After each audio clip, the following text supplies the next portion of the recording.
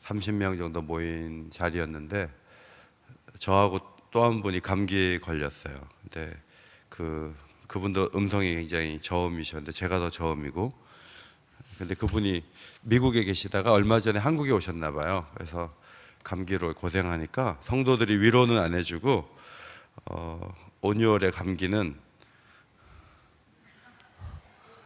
뭐도 안 걸리는데 뭐 그러더래요. 그래가지고 동네가 아주 안 좋은 동네인가 봐요. 저는 그런 얘기 한 번도 안 들어봤는데, 그러면서 막 지금이 6월도 아닌데 그런다고 막 그랬더니 옆에서 어떤 분들이 그거 음력이야 그러는 거예요. 그래서 거의 음력으로 하면 6월 말에서 7월 초기 때문에 괜찮다는 거죠.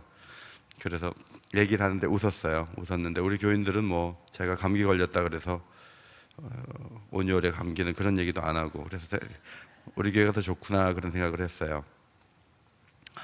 시에는 세 가지가 있는데 서정시가 있고 서사시가 있고 극시가 있어요. 이 서사시는 어떤 영웅들의 인물이나 정신, 시대의 정신 이런 걸 가지고 시를 적으면 서사시고요. 서정시는 이제 어떤 감정적인 거, 감동받은 것, 정서적으로 작가 자신의 그런 것들을 운문으로 읊은 시가 서정시거든요. 근데 이 서정시가 성경에 꽤 있는데 시편 19편을 세상에서 가장 뛰어난 서정시의 하나다 이렇게 C.S. 루이스가 평가를 했는데 굉장히 좋은 시라는 얘기예요. 문단 나누기를 좀 해보면 1절부터는 6절까지 자연에 대해서, 11절까지는 율법에 대해서, 그 다음에 나머지 석절은 시인의 기도 이렇게 되어 있어요. 1절부터 6절은 하늘과 해에 대해서 얘기하거든요.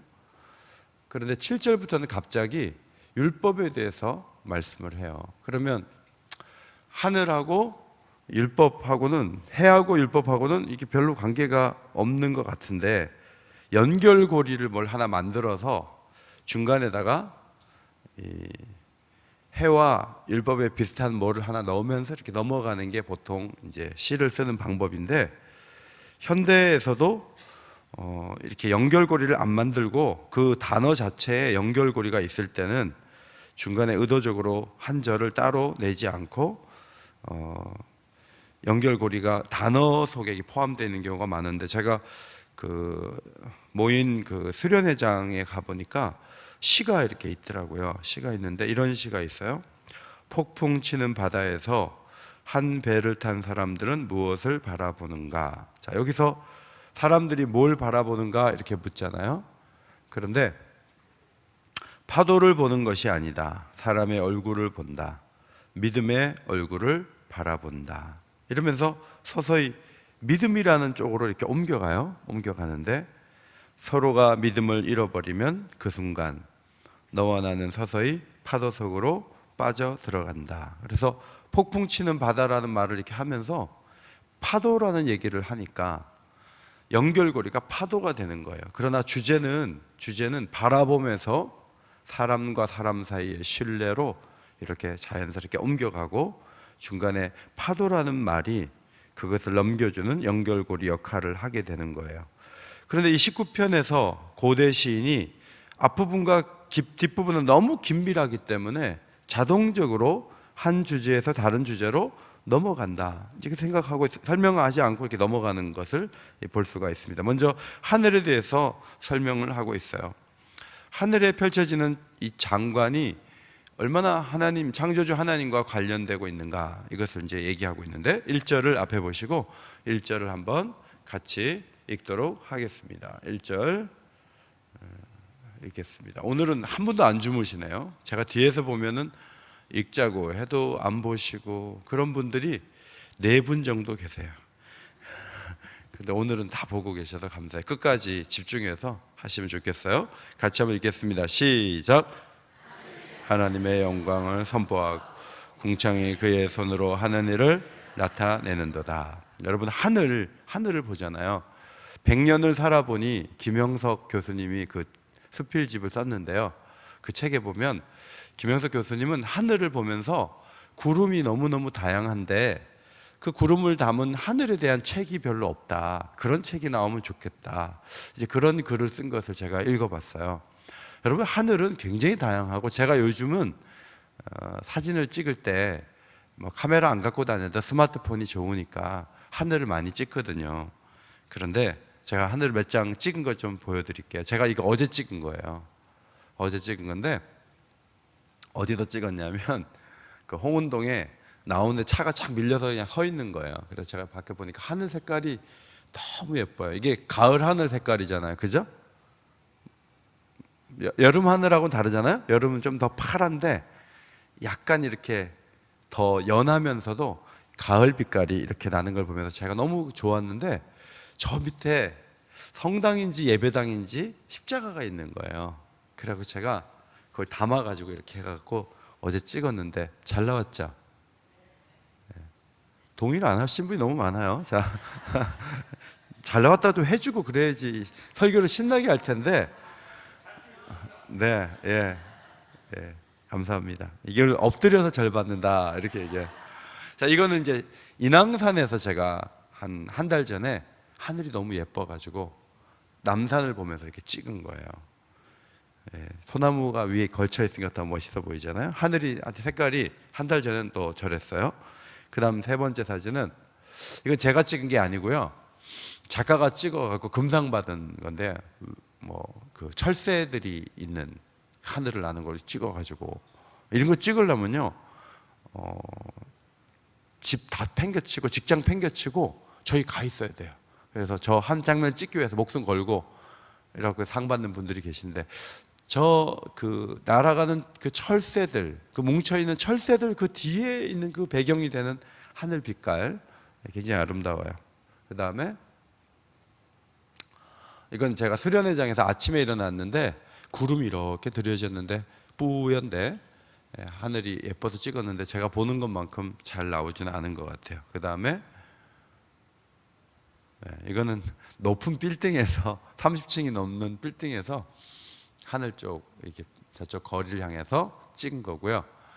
그 다음 사진은 독립문 쪽에 저녁에 한번 걸으려고 나갔다가 하늘에 구름이 너무 멋있어서 찍었는데 스마트폰이라 그렇게 잘 나오지는 않았어요. 그 다음에 이거는 안산 쪽에서 저녁에 이렇게 태양이 비치는데 너무 멋있어서 찍었는데, 그래도 카메라가 아주 좋은 걸로 찍으면 잘 나와요. 그런데 순간적으로 딱 포착을 해야 되기 때문에 그냥 제 스마트폰으로 찍은 건데, 그 다음 한날은 이제 걷다가 구름이 너무 예뻐서 나무가지를 이렇게 넣어가지고 제가 이렇게 찍어서 중국에 있는 어떤 선교사님께 보냈더니, 그 선교사님 남편이 작가래요. 사진 작가라서 얼마 후에 서울에서 전시회를 하는데 목사님도 몇 편 넣어줄 테니까 이거 괜찮다고, 이게 작품이라고 뭐 얘기를 해준데, 저는 그냥 제가 찍었는데 뭐 그렇게까지 하나. 그런데 제가 말씀드리려고 하는 거는, 구름이 계속 변하면서 아름다운 이 어떤 형체를 만들어 놓는 하늘이 참 좋다는 거죠. 그 다음 얼마 전에 또 보니까 그 하늘이 이렇게 구름이 층층으로 이렇게 쫙 돼 있어요, 어느 날은. 그래서 그날도 이게 멋있어 가지고 하나 더 찍었어요. 다 됐나요? 네, 이거는 마지막 사진인데 해가 지는 사진인데, 저희 친구 목사님 집에 갔다가 이사한다 그래서 이제 아직 짐도 들여놓기 전에 집에 갔다가 저쪽으로 보니까 산 그다음에 구름, 해 이렇게 돼 있는 거예요. 지금 뭐 화질이 좋지는 않지만 이걸 보면서 그 집을 구경하러 갔다가 갑자기 저 구름 뒤에 있는 그 해가 너무 멋있는 거예요. 그래가지고 이제 사진을 이렇게 찍은 기억이 있어요. 유대인들은 이 하늘을 삼층천으로 알고 있어요. 그래서 우리가 눈에 보이는 저 인간이 보는 하늘, 그 위에 마귀가 있는 또 두 번째 하늘, 하나님이 계시는 세 번째 하늘, 이렇게 유대인들은 믿고 있었습니다. 여러분이 아시는 것처럼 눈에 보이는 저 하늘이 전부가 아닌 것은 알죠? 아시죠? 우리가 지금 태양을 중심으로 있는 이 은하계, 하나의 큰 이 은하계가 있는데 태양이 중심에 있어요. 있는데 과학자들이 도대체 이 은하계 안에 별이 몇 개나 될까? 그래서 계산을 해보니까 과학자들의 계산으로는 3천억 개 정도 된다. 3천억 개. 눈으로 이렇게 보기에는 10,000개 이하의 별들이 발견된다 그래요. 아브라함에게 저 별을 봐라 했을 때는 10,000개 이하의 별을 아브라함이 봤지만 우리 은하계 속에 별이 몇 개가 있다고요? 3,000개가 아니고 몇 개? 3천억 개가 있다고요. 그런데 3천억 개나 되는 이 은하계가 우주에 과학자들 얘기로는 1,000,000 개 정도 있대요. 근데 2,000,000 개인지 3,000,000 개인지 자기네들 어떻게 알고 그렇게 1,000,000 개라고 얘기하는지 모르겠어요. 그런데 이쪽 은하계에서 저쪽 은하계로 넘어가려면 우주선을 타고 25억 년을 날아가야 된대요. 그러니까 너무너무 먼 데 있는데 또 다른 곳에 은하계들이 1,000,000 개가 있다는 거예요. 다윗은 그것까지는 몰랐지만 저 하늘에 굉장한 비밀과 하나님이 누구신지를 드러내는 굉장한 메시지가 저 하늘에 있다고 본 거예요. 그래서 하늘이 하나님의 영광을 선포하고 궁창이 그의 손으로 하는 일을 나타내는도다. 그렇게 얘기한 거예요. 궁창은요, 일반적으로 우리가 보는 이 대기권 안에 있는 구름도 있고 새도 날아가고 이걸 이제 궁창으로 보거든요. 거기에 하나님이 하신 일들이 막 나타나잖아요. 구름도 변하고 새도 날아가고. 그러니까 그런 걸 보면서 하나님을 생각을 하는 거예요. 얼마나 아름답고 좋습니까? 김정은이는 오로지 관심사가 미사일을 쏴서 대기권 밖으로 딱 넘어갔다가 대기권을 진입할 때 폭탄이 땅에 떨어질 때까지 터지지 않고 그것이 대기권 진입을 잘해가지고 고도의 미사일을 잘 발달시키는 그런 관점에서 대기권을 보아요. 과학자들은 그런 관점에서 대기권을 볼 수 있어요. 그런데 다윗은 대기권 안에 있는 저 하늘을 그런 식으로 보지 않죠. 하나님이 만드신, 하나님이 하신 일을 나타내는 그런 궁창으로 보고 있는 거예요. 선포한다라는 말이 있어요. 선포한다는 말은 정확하게 계산해 준다. 그 다음에 나타낸다는 말은 한 번만 나타내지 않고 계속 말해준다, 그런 뜻이에요. 그래서 번역을 다시 하면 앞에 보시고 이렇습니다. 앞에 보시고 같이 읽겠습니다. 1절 또 다른 번역이에요. 시작. 하늘이 주님의 영광을 자로 잰 듯이 정확하게 말해줍니다. 궁창은 하나님이 하시는 일을 지속적으로 말하고 있습니다. 이 하늘의 질서, 짜임새, 위엄이 하나님을 계속 드러낸다는 거예요. 우리도 이런 시가 나오면 좋은데 우리는 이런 시가 잘 안 나오죠. 왜냐하면 우리는 지붕 아래 살고 있기 때문에. 다윗은 하늘을 지붕 삼아 살았던 세월이 많아요. 그래서 어릴 때 아이들 데리고 텐트 치면서 하늘을 보게 해주는 게 과외를 많이 하는 것보다 나중에는 훨씬 더 좋을 거라는 생각을 해요. 하늘을 자꾸 보고. 여러분 연세가 있으셔서 이제 좀 몸이 좀 굽어지기도 하시고 하지만 시선은 땅만 보지 마세요. 사실 그렇게 땅을 본다 그래서 우리가 돈을 많이 주셨습니까? 땅에 뭐 별로 주실 거 별로 없잖아요. 요새는. 옛날에는 뭐 이것저것 있었지만. 그래서 항상 이게 보다가 시선을 어디로 향하라고요? 하늘을 보고, 구름을 보고, 새를 보고, 오히려 마음이 이렇게 열려지는 거예요. 다윗은 지금 열린 마음으로 이 시를 적고 있어요. 두 번째 2절, 이게 또 멋진 얘기잖아요. 같이 한번 읽겠습니다. 날은 날에게요. 날을이 아니고 날은 날에게. 시작. 날은 날에게 말하고 밤은 밤에게 지식을 전하니. 자, 이 날은 낮을 말합니다. 그 다음에 밤은 밤을 말하고. 그래서 하루를 말하면 하나인데 하루를 두 개를 딱 쪼개는 거예요. 쪼개가지고 낮은 낮에게 말한다. 이 말한다라는 이 단어는 쏟아낸다, 또 붓는다, 끌어오른다, 그런 뜻이에요. 그래서 낮이 무슨 할 말을 다음 날 낮에게 이렇게 쏟아주는 거예요. 그러면 두 번째 날은 또 받아가지고 그 다음 날에 또 쏟아줘요.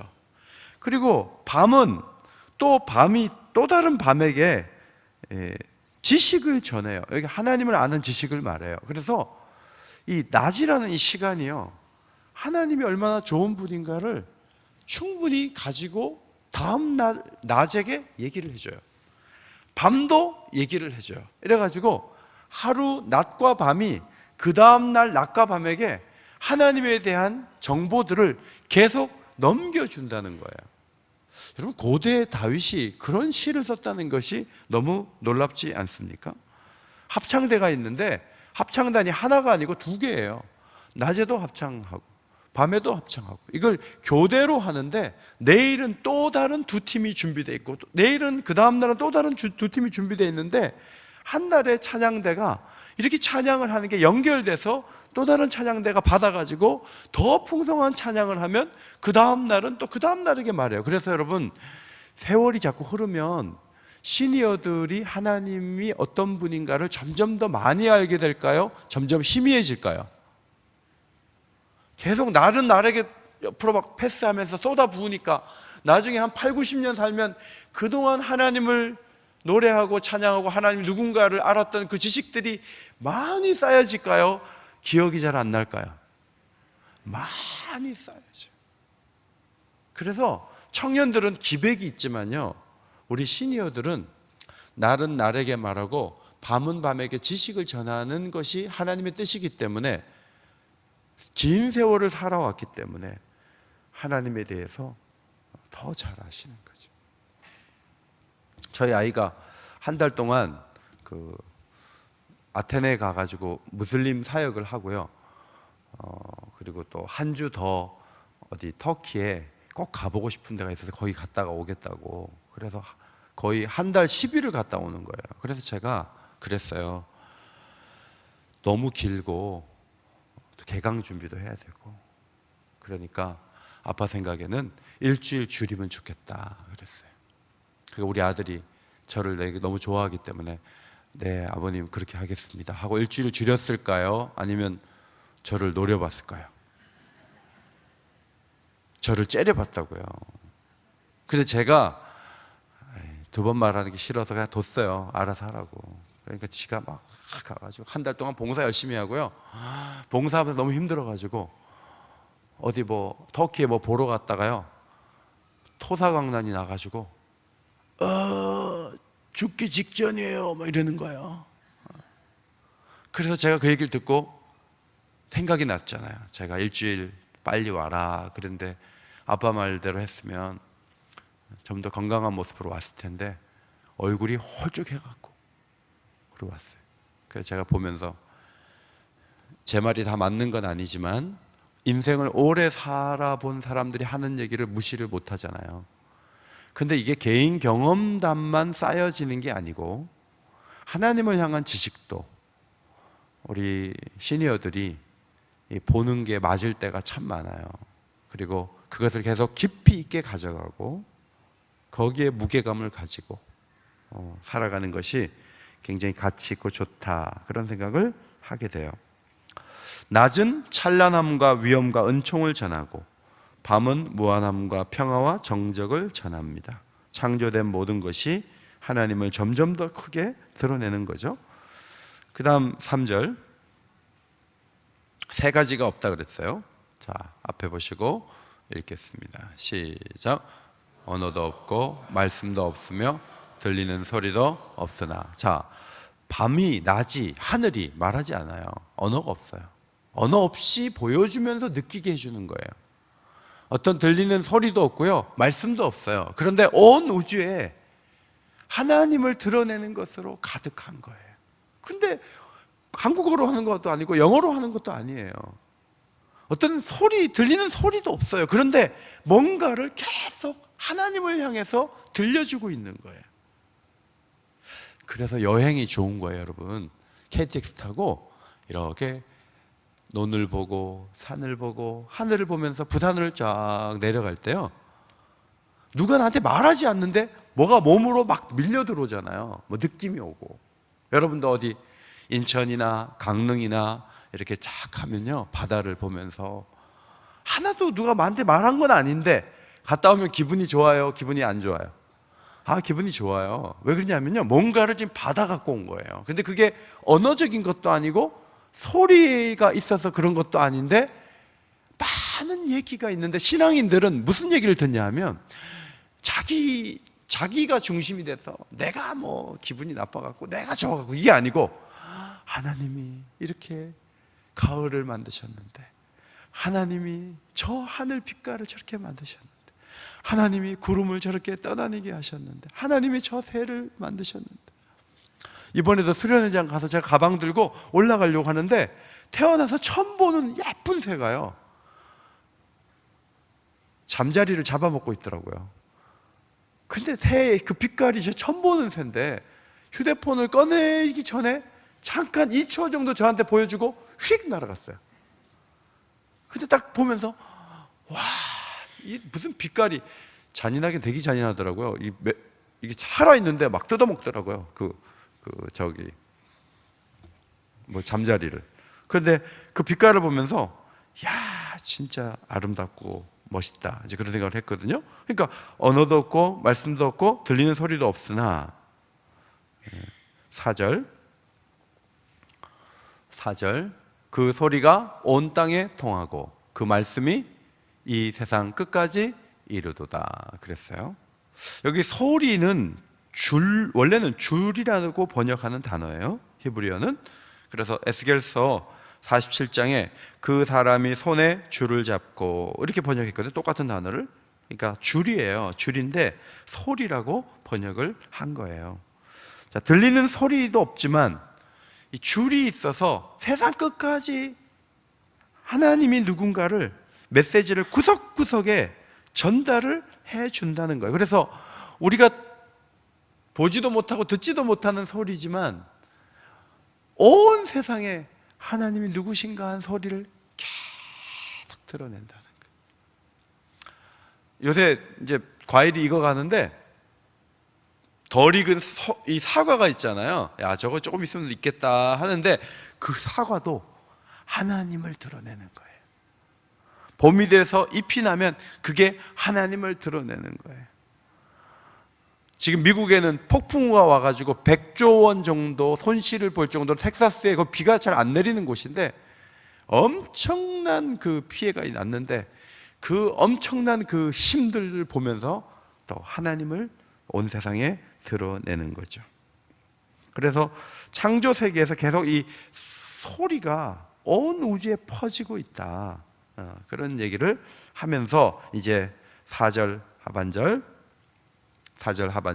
하나님이 해를 위하여 하늘에 장막을 베푸셨도다. 우주에서 가장 하나님의 걸작품, 가장 큰 걸작품이 뭐냐면 해라는 말이에요. 해. 이 해가 태양 무대 중간에 있는데 사람들은 해를 볼 때마다 옛날 고대인들은 다 신이라고 생각했어요. 그래서 메소포타미아, 이집트, 바벨론 이런 데는 전부 태양이 신이었어요. 태양이 매일 아침 높은 언덕에서 하늘의 문을 여는 신이다, 이렇게 바벨론 사람들이 믿었다고 합니다. 그런데 오늘 다윗은 태양을 신으로 섬기지 않고 하나님이 하신 일을 나타내는 작품의 하나다, 이렇게 본 거예요.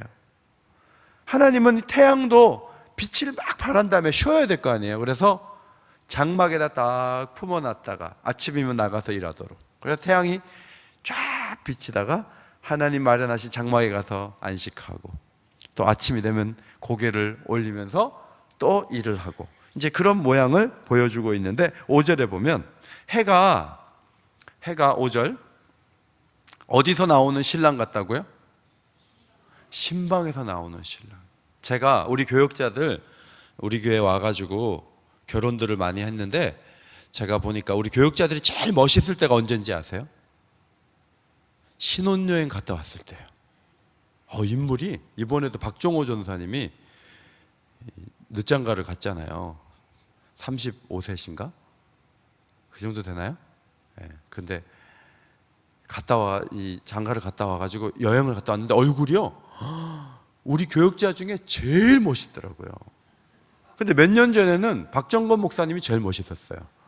근데 이제는 조금 나이가 들어 보이는데 그러니까 신방에 갔다 온 신랑이 얼굴이 멋있는 거예요. 근데 다윗은 생각하기를 신방에서 나온 이 신랑 같다는 거예요. 해가 아침마다 이렇게 뜨는데 너무너무 멋있다는 거예요. 활기차고 늠름하고 신성하고 희망에 넘치고. 여러분이 연세가 좀 있으시지만요, 저는 여러분들이 교회 오실 때 신방에서 나온 신랑같이 됐으면 좋겠어요. 가능하세요? 에이, 이게 언제 얘기인데 뭐 이렇게 생각하시지만 그러지 마시고 교회 오실 때마다 밝은 마음을 가지고, 오늘 다윗은 해를 그렇게 멋지게 표현을 하고 있어요. 그의 길을 달리기 기뻐하는 장사 같아서. 연세 드시면 이제 힘이 다 쭉 빠지고 달리는 거 싫어하잖아요. 근데 달리는 걸 기뻐한다는 거예요. 어떻게 아냐면 해가 매일 뜨거든요. 매일 떠가지고 동쪽에서 떠서 서쪽까지 계속 달리는데 하루도 싫다고 하는 날이 없는 거예요. 꾸준하게. 그 해를 보면서 달리기를 좋아하는 장사 같다, 그런 표현을 하고 있어요. 6절, 하늘 이 끝 동쪽 지평선, 하늘 저 끝 서쪽 지평선까지 운행한단 말이에요. 그러면서 그 열기에서 피하여 숨은 자가 없도다. 태양이 쫙 비치면 모든 만물들이 태양을 통해서 광합성을 하고 생명을 얻어요. 수험생들이 꼭 먹어야 되는 비타민 가운데 D가 있죠. 비타민 D는요, 태양빛을 많이 못 본 사람이 먹어야 돼요. 여러분 가운데도 햇빛 잘 못 보면 비타민 D를 드셔야 돼요. 그런데 태양빛을 많이 쐬면 비타민 D를 먹을 필요가 없어요. 우리 몸에 태양빛이 비타민을 막 만드는 거예요. 우리를 생명력 있게 만드는 거예요. 애들이 이 햇빛이 잘 안 드는 집에 살면요, 애들이 자주 소아과를 가요. 애들 키워보니까. 근데 햇볕을 강하게 받으면요, 애들이 건강해지는 거예요. 그래서 햇볕이 잘 드는 집인가, 이걸 주택 살 때 중요하게 여기지 않아요? 햇볕은 우리에게 생명을 가져다 주는 거죠. 그 열기에서 피할 자가 없도다. 태양빛이 모든 것을 다 뚫는 거예요. 이 태양은 그렇게 함으로 하나님께 영광을 올려드린다는 말씀이에요. 그런데 갑자기 7절로 넘어갔는데, 7절은 이제 전혀 다른 얘기인데, 이게 무슨 하늘하고 해를 말하다가 이 갑자기 이 무슨 말이냐, 이제 그런 생각이 들어요. 자, 7절 앞에 보시고 한번 같이 읽겠습니다. 시작. 여호와의 율법은 완전하여 영혼을 소성시키며 여호와의 증거는 확실하여 우둔한 자를 지혜롭게 하며. 자, 태양이 모든 것을 꿰뚫고 생명을 주는 것처럼 하나님의 말씀, 여호와의 율법, 이 토라가, 모세오경과 이 구약 성경이 사람들의 영혼을 소성시킬 정도로 완전한 특징을 가지고 있다, 이렇게 말하고 있는 거예요. 이 소성시킨다는 말은요, 생기를 북돋아 준다, 활력을 찾게 해준다, 그런 뜻이에요. 우리 속사람에게 양식이 되어서 활력을 얻게 해주는 거예요. 자, 육신적으로 잠깐 활력을 얻으려면 뭘 먹어야 되죠? 드링크. 뭘 먹어야죠? 바카스 D. 그걸 먹으면 활력이 돋아요. 그런데 영적으로는요, 하나님 말씀을 가까이 하면 활력이 생긴다는 거예요. 그래서 우리가 하나님 말씀을 가까이 해야 돼요. 자꾸 찌뿌둥한 분들이 자꾸 여행만 가려고 그러면 안 돼요. 찌뿌둥할 때, 영적으로 찌뿌둥할 때 하나님 말씀을 하나하나 보면서 내 속에 활력이 생기는 것을 경험할 수 있다는 거예요. 왜냐하면 하나님 말씀이 완전하기 때문에 그래요. 완전하기 때문에. 계란이 몸에 좋다 그래서 열심히 먹었는데 계란이 완전했어요? 안 완전했어요? 불완전했어요? 불완전했어요. 알고 보니까 살충제가 들어있는 거예요. 그래서 계란 드세요, 안 드세요? 30개에 4,950원이에요. 많이 떨어졌어요. 좀 많이 갖다 드세요. 그런데 여러분들이 그거는 불완전하다, 독소가 있다, 그게 어떻게 먹냐. 근데 닭은 괜찮을까요? 닭, 닭고기, 이것도 좀 위험한 것 같아요. 돼지고기는 돼지고기도 돼지고기도 이게 문제가 있을 텐데 이제 농약을 많이 친 상추에다 싸가지고 그리고 조금 상한 된장을 발라가지고 이렇게 먹으면 활력이 돋을 줄 알았는데 배가 아프단 말이에요. 그런데 하나님 말씀은 목적도 완전하고 하나님이 완전한 분으로서 주셨기 때문에 이것은 믿고 받아들일 때 우리 속에 활력이 있게 된다는 거예요. 영혼이 소성할 수 있다는 거예요. 그런 은혜를 날마다 받으시기 바랍니다. 네. 그래서 이거를 매일 읽고 묵상하려면요 그냥 하면 잘 안 돼요. 그래서 똑같이 묵상을 하자는 의미에서 그 큐티인을 이제 사라 그러잖아요. 근데 큰 글씨가 3,000원인데 어르신들이 에이, 나는 잘 안 해. 그리고 안 하시는데 활력 있게 좀 사시려면 매일매일 큐티를 하세요. 그리고 그 큐티하는 할머니나 할아버지의 그 모습 자체가요 손주들에게는 큰 도전이 돼요. 거기다 메모를 하시고 기도 제목에 아들을 딸 이름을 쫙 적어놓고 그리고 잘 볼 수 있는 데다가 펼쳐놔. 그러면 후손들이 그걸 보면서 하나님 말씀을 묵상하고 우리를 위해서 기도하는 분이 계시다. 이걸 보면서 크면 얼마나 좋아요? 그래서 아직 안 사신 분은 꼭 사세요. 교회에서 보조금 줘가지고 3,000원이에요. 이상하게 제가 이렇게 자꾸 책 얘기를 해서 책 팔으려고 하는 사람 같지만 하세요. 하시는 게 활력이 있기 때문에. 그 다음에 여호와의 증거는 확실하여 우둔한 자를 지혜롭게 한다. 여기 증거는 십계명을 말하는데요. 우리는 우둔하죠. 우둔해요. 왜냐하면 우리는 듣는 걸 다 믿거든요. 분별력이 모자라고 총명과 지혜와 지식이 부족해요. 우리는 미숙해요. 그런데 하나님 말씀을 이렇게 들으면요 받아들이면 지혜로운 사람이 되는 거예요. 우리 어르신들 가운데는 옛날에 부모님이 공부를 안 시킨 분도 계세요. 정말 똑똑하신데 부모님이 뭐 안 시키고 여자라도 안 시키고 뭐 어렵다고 안 시키고 그래 공부를 잘 못하셨어요. 근데 교회에 와가지고 성경 읽다가 한글을 배우신 거예요. 그런데 이분들이요 얼마나 지혜로운 분이 계신지 몰라요. 그래서 제가 저분이 공부를 많이 하신 분은 아닌데 인생의 중요한 자기가 해야 될 날을 알고 때를 알아서 그거를 실천을 하는데요 내가 저럴 수 있을까 할 정도로 지혜로우세요. 그래서 제가 그 지혜가 어디서 온 건가 이렇게 보면요 그분들이 아침마다 성경을 보세요. 성경을 읽어요.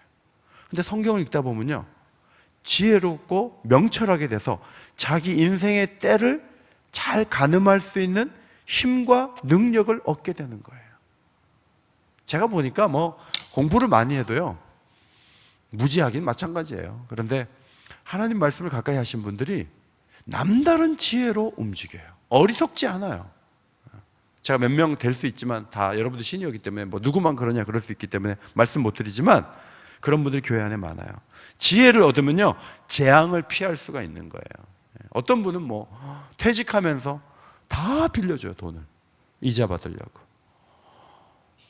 그리고 그냥 다 없애. 그게 얼마나 안타깝고 아쉬워요. 또 자녀들이 공부만 잘하면 되는 줄 알고 막 공부만 시키는 부모도 있어요. 지혜롭지 못한 거예요. 미국의 애들 학교 보내보니까 1시간은 무조건 운동장 뛰어요. 중고등학생들 체력 키운다고. 한국은요 체육시간 다 없애고 음악시간 다 없애고 국영수만 딸딸딸딸하게 해갖고 6년 동안 해서 대학 보내는 애들이 막 몸도 안 좋고 정신도 안 좋고. 왜 지혜로운 게 아니잖아요. 하나님이 주신 지혜를 가지고 애들을 잘 이끌 성인들이 그걸 해줘야 되는데 지혜롭지 않으니까 탐욕스럽고 애들에게 무리하게 하고 이런 일들이 너무 많은 거죠. 8절 여호와의 교훈은 정직하여 마음을 기쁘게 하고. 이 교훈은 규칙, 방향, 명령, 규정 그런 걸 의미해요. 마음을 기쁘게 할 수 있다. 하나님 말씀이 정직하여 마음을 기쁘게 한다. 지혜로운 아들이 아버지를 기쁘게 하고 포도주가 마음을 기쁘게 하는 것처럼 주의 법은 하나님 앞에서 살고자 하는 인생에게 기쁨을 주는 거예요. 여러분, 하나님 말씀을 볼 때 기쁨을 누리시기를 바랍니다. 반드시 기쁨이 있어요, 말씀을 보다 보면. 근데 연세가 많으셔도요, 세상의 그 시니어들을 보면 쾌락을 쫓아 살고요, 이때까지 뭐 못 누린 거 이제부터 한번 누려보자 이렇게 하는데, 그게 어디까지 가겠어요. 하나님 주신 기쁨이 있죠. 그것을 누리는 것이 매우 중요한 거예요. 그 다음에 여호와의 계명은 순결하여 눈을 밝게 하도다. 명령과 경외의 도, 이게 계명이거든요. 깨끗하다는 말도 있고요, 순결하다는 뜻이 밝혀준다는 말도 있어요. 그래서 하갈의 눈을 밝힌다, 발람 선지자의 눈을 밝혀서 천사를 보게 한다 했을 때 눈을 밝혀준다는 뜻도 있어요. 그래서 하나님 말씀은 눈을 밝혀주는 거예요. 눈을 밝혀주는 거예요. 사실 시력은 점점 어두워지실 수 있죠. 저도 1.5였는데 지금은 시력이 많이 떨어져서 운전할 때는 안경을 써요. 그런데 하나님 말씀을 자꾸 보다 보면 눈이 밝아져서 옛날에 안 보이는 것들이 보여지는 역사가 있게 된다는 거죠. 그래서 여러분이 눈 밝은 그 애들만 부러워할 게 아니고, 야, 니네들이 아무리 육적인 눈이 밝아도 너희가 못 보는 걸 내가 보는 게 있어. 하나님이 내게 보여주신다. 그러니까 경건하신 분들 중에는요, 이제 자신이 세상을 떠날 때를 미리 알아요. 그리고 그것에 대해서 정확하게 인지를 하면서 사는 거예요. 그러니까 얼마나 지혜로운지 몰라요. 아프면 아플 때를 어떻게 이겨내야 되는지도 알고, 자녀들에 대해서도 눈이 밝아가지고요, 도와주는 거예요. 도와주고 안내해주고. 여호와의 계명이 눈을 열어준다는 거죠. 특별히 하나님 말씀을 볼 때 이 말씀을 깨닫게 되는 은혜가 있는데, 이게 바로 태양이 빛을 비추고 이런 거하고 연결이 되어 있는 거예요. 토라는 정신의 눈을 밝혀주고 태양은 자연의 빛을 주는 거죠. 자, 9절 앞에 보시고 한번 읽겠습니다. 자, 9절 시작. 여호와를 경외하는 도는 정결하여 영원까지 이르고 여호와의 법도 진실하여 다 의로우니 그랬어요. 자, 율법은요, 경외의 대상이 아니에요. 여호와를 경외하게 하는 도예요.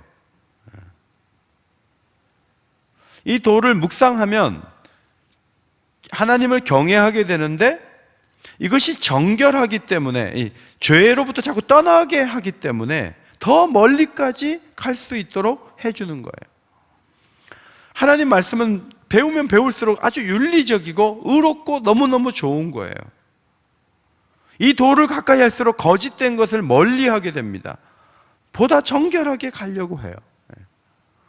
하나님 말씀을 자꾸 보다 보면요, 쓰레기 분리수거할 때도요, 아무데나 확 집어넣지 않아요. 왜냐하면 그 말씀의 영향이, 여긴 종이 놓고 여긴 플라스틱 놓고, 그거 옛날에는 그냥 막 던졌던 사람이 말씀의 영향을 받으면 쓰레기 넣는데 쓰레기 놓고 종이 넣는데 종이 넣는 사람이 되는 거예요. 도덕적으로 더 좋은 사람이 되는 거예요. 하나님 말씀은 그런 힘이 있는 것이죠. 10절 금 곧 많은 순금보다 더 사모할 것이며 꿀과 무엇보다 더 달다고요? 송이꿀보다 더 달다. 자, 우리 시니어들 수요일마다 우리가 한 돈씩 오실 때마다 한 돈씩 드리면 빠질까요? 안 빠질까요? 못 빠지죠. 한 돈이면 돈이 얼만데 20만 원 가까이 되는데 계속 그거 받으려고 오실 수가 있는데, 하나님 말씀이요, 율법이 순금보다 더 사모할 만한 가치가 있다. 그리고 꿀과 송이꿀은 뭐냐면요, 꿀이 이렇게 넘치는 그걸 말해요. 꿀이 있다가 벌집에서 막 넘친다, 이렇게 손으로 이렇게 먹을 때 그게 송이꿀이에요. 근데 그보다 더 맛있다는 거예요. 골드 러쉬라고 들어보셨죠? 금을 얻기 위해서 가다 보면 무리하게 되고 범죄하게 되고, 세 명이 가지려고 하다가 2명 죽이고 1명 가다가 또 강도 만나고, 이게 금이잖아요. 근데 하나님 말씀은 그런 부작용을 낳지 않고요, 가치 있는 것들이 차곡차곡 우리 인격 속에, 우리 인생 속에 쌓일 수 있고, 이 말씀은 달콤한 행복을 가져다 준다는 거죠. 그래서 여러분이 아침에 묵상을 딱 했는데 그게 이제 달거든요. 달고 너무 좋거든요. 제가 어제 좀 설교 준비를 해놓고 오늘 아침에도 새벽기도 끝나면서부터 여기 오기 전까지 계속 성경을 보는데 말씀에 단면이 있어요. 단맛이 있다고요. 그거를 이제 느끼면서 너무너무 좋은 거예요. 넷송교회 그 박희천 목사님은 연세가 지금 90세가 훨씬 넘으셨어요. 근데 이분은 성경을 하루에 묵상하고 하는 시간이, 목회하실 때는 신방 안 다닐 때는 11시간이셨대요. 그리고 저희가 정말 기가 죽죠. 저희 성경 가르쳐 주신, 설교 가르쳐 주신 목사님이신데, 근데 지금은 은퇴를 해서 성경을 많이 못 보신대요. 눈도 흐리고. 그래서 지금은 몇 시간 보냐 했더니 이제 많이 못 봅니다. 체력도 안 되고 7시간밖에 못 본대요. 매일마다. 근데 그걸 억지로 7시간 이상 보라 그러면 보겠어요? 근데 그분은 이게 달다는 거예요. 여기에 맛이 있고 하나님 말씀을 막 읽다 보면요, 좋은 부분이 굉장히 많다는 거예요. 11절, 또 주의 종이 이것으로 경고를 받고 이것을 지킴으로 상이 크나이다. 이제 종이 돼요. 종. 해야 될 일과 하지 말아야 될 일을 종은 주인으로부터 선을, 경계선에 대해서 듣게 되죠. 근데 그걸 잘 지키면 상이 있다는 거예요. 하나님 말씀대로 사는 사람하고 안 사는 사람하고 똑같으면 사는 기쁨과 보람이 없는데, 하나님 말씀대로 살면요 반드시 상이 주어져요. 아멘? 이게 중요해요. 구원의 은혜 때문에 잘 사는 것도 중요한데, 하나님은 두 개를 다 걸었어요. 과거에는 구원의 은혜, 미래는 상이에요. 그 사이에 우리를 두셨어요. 이 두 개가 다 작동을 할 때 우리는 의욕적으로 움직일 수가 있어요. 사실은 시니어 모임에 오늘부터 출석 체크해가지고요, 마지막 시간까지 한 번도 안 빠지신 분은 제주도 같이 갑시다. 이러면 여러분 중에 좀 아파도 나와요, 안 나와요? 나오죠. 애 봐달라고 하면 봐줘요, 안 봐줘요? 안 봐주죠. 왜냐하면 상을 받아야 되니까. 하나님께서 우리에게 상을 주신다는 거예요. 이런 믿음이 시인에게 있었어요. 마지막 시인의 기도가 12절, 13절, 14절인데 12절 기도를 같이 한번 읽겠습니다. 시작. 자기의 허물을 능히 깨달을 자 누구리요?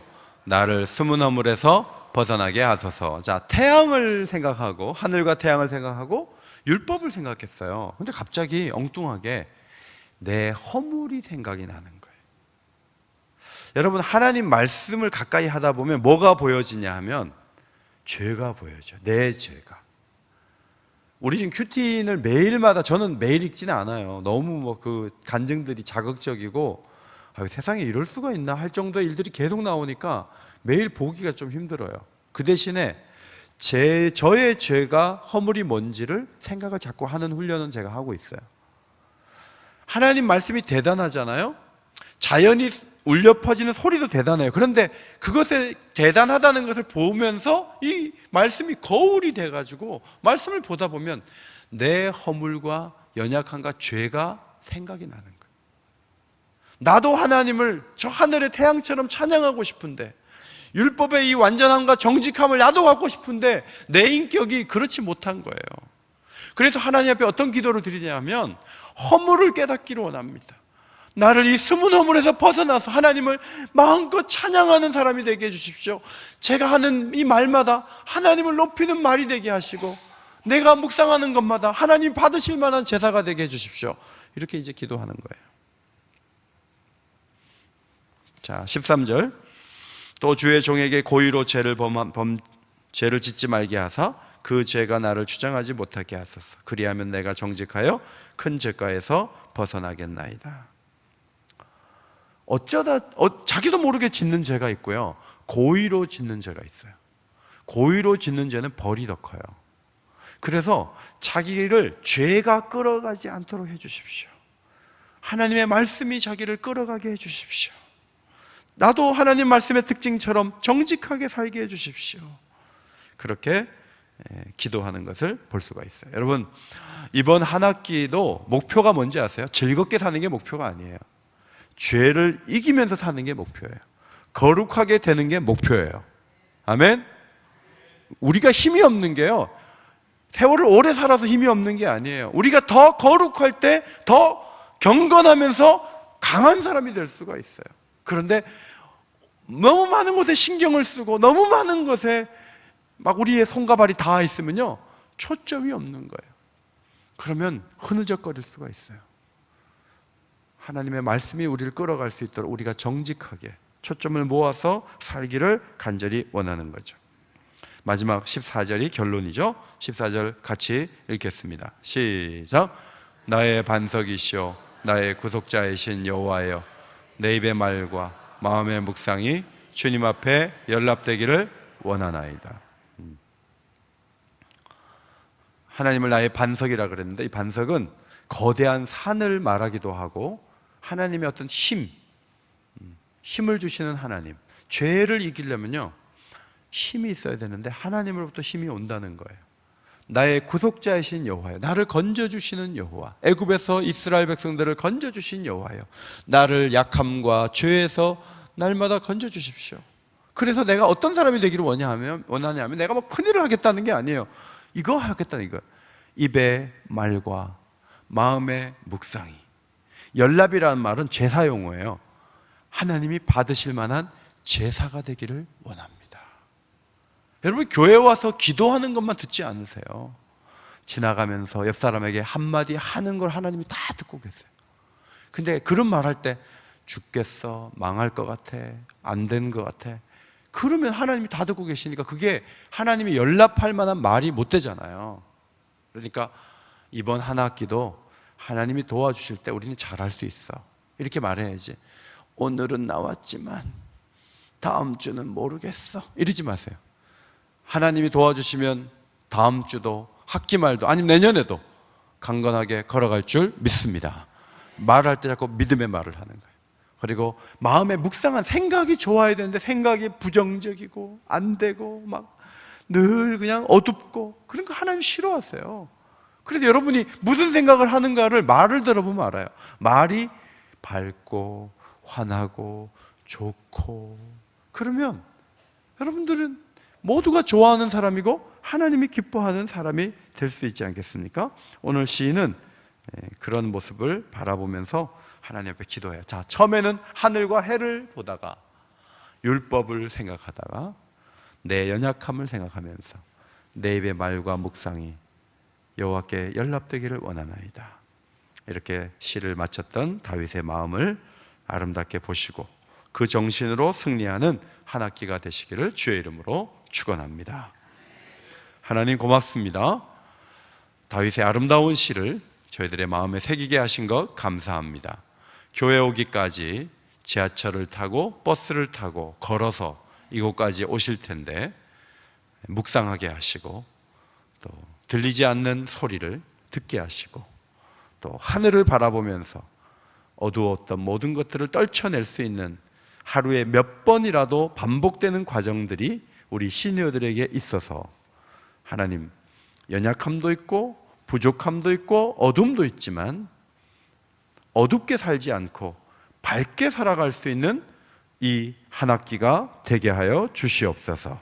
묵상을 받아주시고 말하는 것들을 다 들어주실 때 그것이 영광이 되게 하시고, 해가 자기의 일을 하고 율법이 그 기능을 다하는 것처럼 우리도 하나님 부르신 목적에 맞는 그 모든 역할들을 잘 감당할 수 있는 이번 한 학기가 될 수 있도록 능력의 오른손으로 붙들어 주옵소서.